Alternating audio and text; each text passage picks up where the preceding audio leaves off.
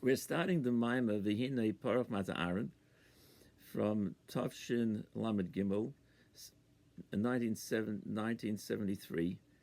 The Rebbe said it came out as a Mugadik Maimah, that it was looked over by the Rebbe for Koyach Sivan, the 28th of Sivan, Tavshin Nun. Now, the 28th of Sivan was the day 1941 when the Rebbe arrived in America. And so it started then the opportunity for a whole new era in Avodas Hashem, with the ultimate expansiveness of Chabad Lubavitch all over the world. It says, and this year is 75 years since that, this Koyach 7.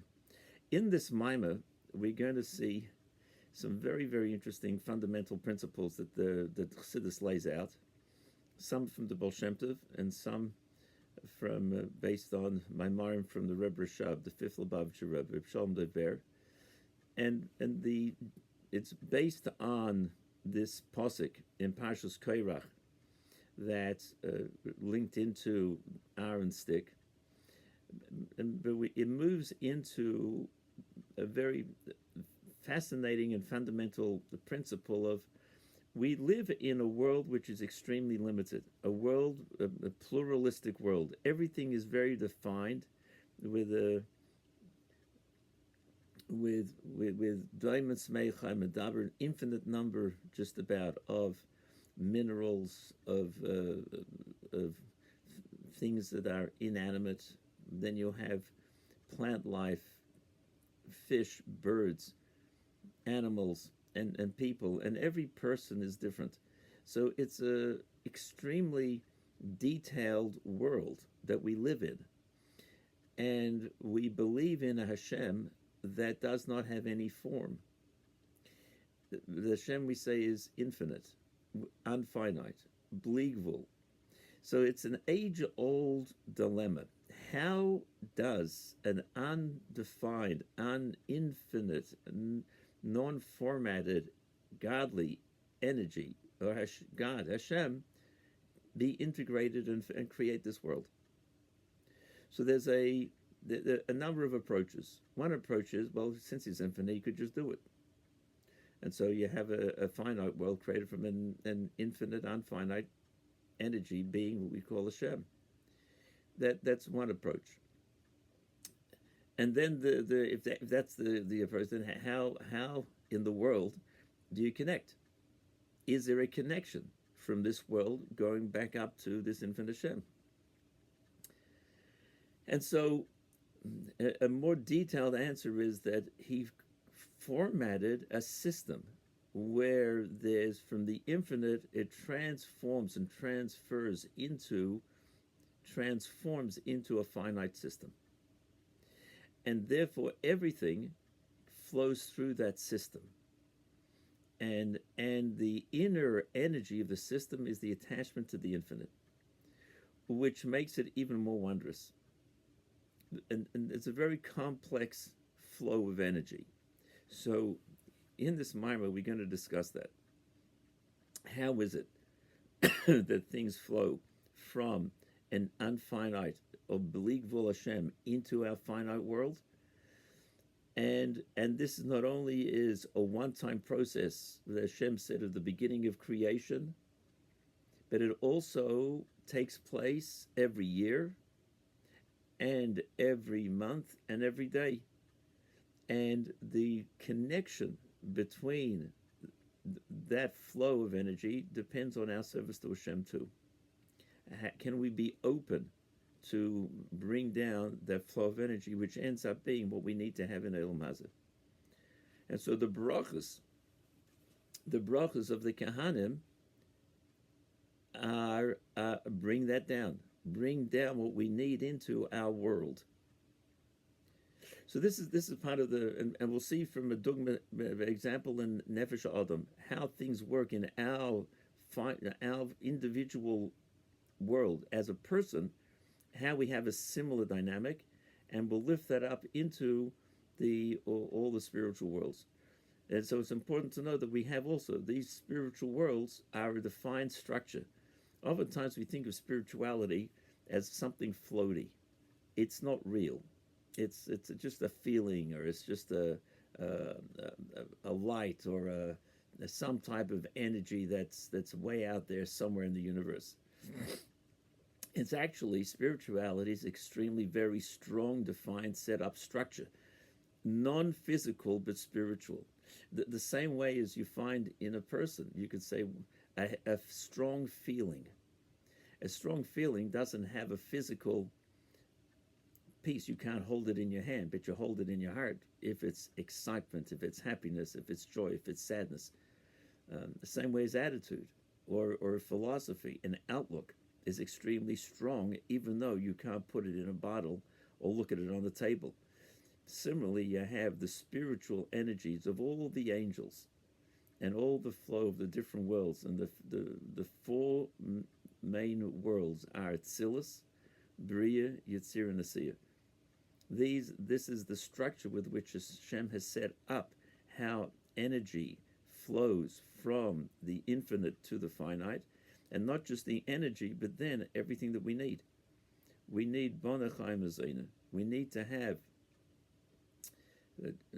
health, parnasa, sustenance, and children. And they're the three main categories of which that we live out of. And how do we get it? It flows into Ilam Hazeh. It comes from Hashem. Through this system from the infinite to the structure of the worlds, until we have a piece of bread on the table. It's all one continuum. So let's start. V'hinei Porach Mateh Aharon Geimer v'yigmol shkedim. The pasuk says in the Torah that Aaron's stick blossomed, and they grew almonds. Mavor b'Lokotei Torah different maskul zeh, and the Alter Rebbe explains in Lokotei Torah with a maimah starting with this same pasuk from Parshas Korach. The time shegomel shkedim davke who ki shkedim heim mamhirim lehigomer yos mikol hapeiros. The reason why the stick of Aaron blossomed with almonds was because almonds are the ones that grow fastest. They they grow the quickest, and they complete their growth from all other fruit. And so you needed to have the shkedim. It grows quickly. So this thing that they grew quickly is what's relevant to the bracha that the Kohanim give us.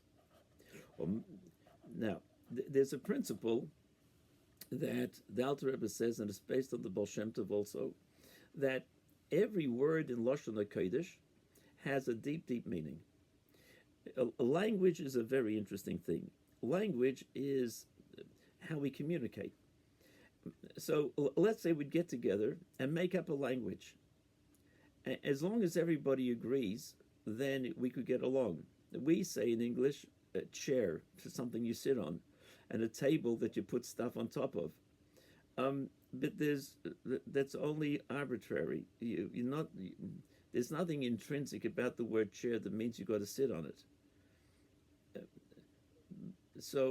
Or anything. However, in Lashon HaKodesh, it's not so.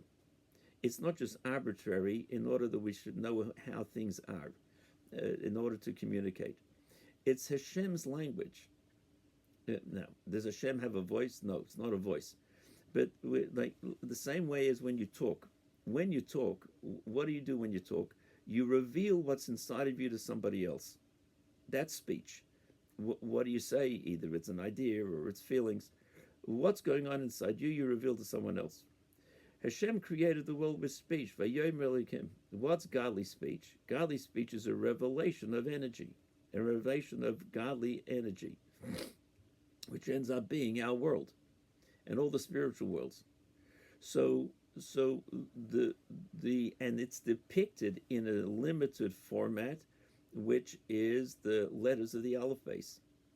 So as you go on a deeper level of the letters of the Aleph base, they contain within it a certain amount of godly creative energy.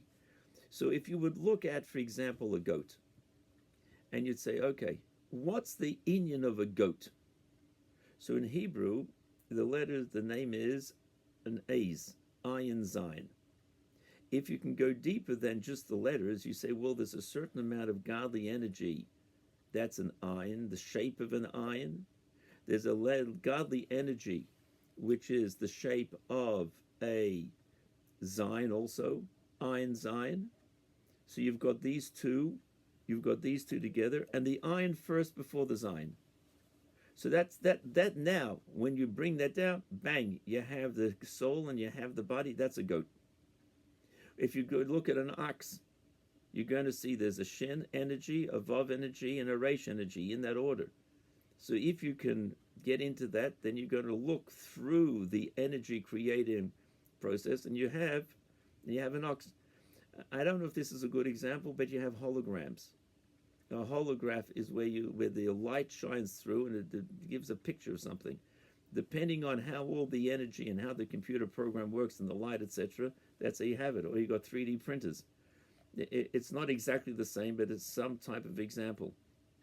So when Adam Arishan looked at the world and Hashem gave him the job of naming the animals, the Medrash says this is a wondrous chokhmah that even the angels didn't have. Because Adam was able to get into and see the operating system of the godly energy with which Hashem was creating the world. And so it was very simple. Yeah, this is a shur, this is an ace, this is a kevish, this is all the different names of the animals he was able to give because of that. So the name in Lashon HaKodesh depicts what it is. That's the inner energy. So now, second line down in the square brackets, Omois, but we'll call it Teirasham, and the Alter Rebbe adds there, Shalakei Nikroim B'Shem Shkedim, Meloshem Shkedim Mahiris. Therefore, almonds are called shkedim because the word in Hebrew comes from shkedim mahiris, quickness, alacrity, fast. Kamesha kosov, makol shoket, gamer ki shoket ani al dvar lasoise. The Novi Yirmiyah said when he saw a vision, Hashem asked him, "What do you see?" He says, "I see an almond stick." And Hashem says, "That's good because what I'm going to do is going to happen quickly." So the inyan of shkedim means something happening quickly. And that's why the shekavona beisofazu, he the remez the hamahirish shebeshkedim hu inyonom. That's because the things that happen, the shkedim, there's an alacrity, there's a quickness, there's a speed that happens with shkedim, because that's their inyan, that's their toichun, that's their inner message. Because the name of everything shows on what its whole energy, teichen, what its inyan is.